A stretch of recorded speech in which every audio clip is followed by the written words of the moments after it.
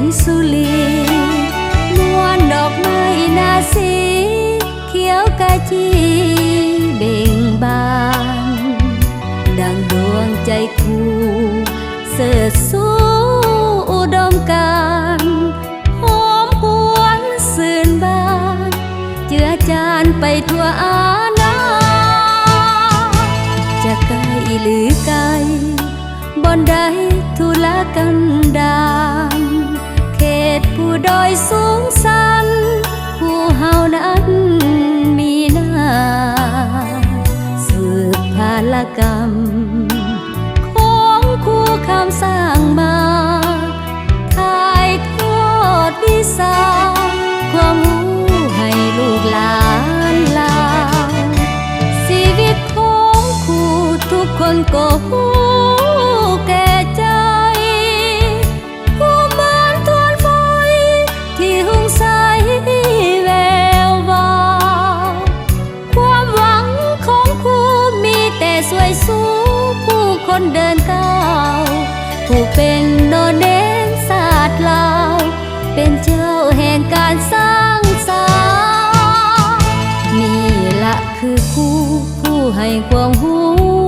แก่เฮาทุกถ้อยคำคู่เว้าหวังให้เฮาก้าวหน้าบ่มีอื่นใด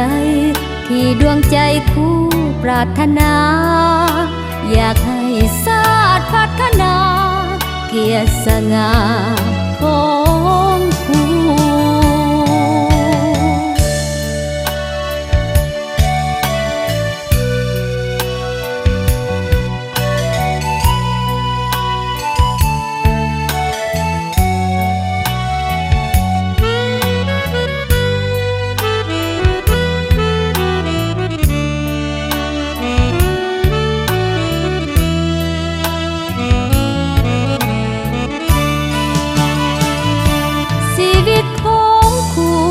คนก็หู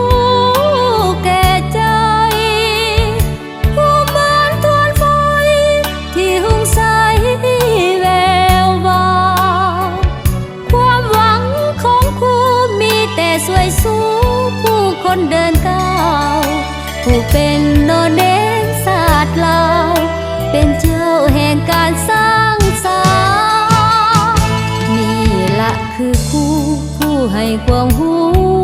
แก่เฮาทุกถ้อยคำคู่เว้าหวังให้เฮาก้าวหน้าบ่มีอื่นใด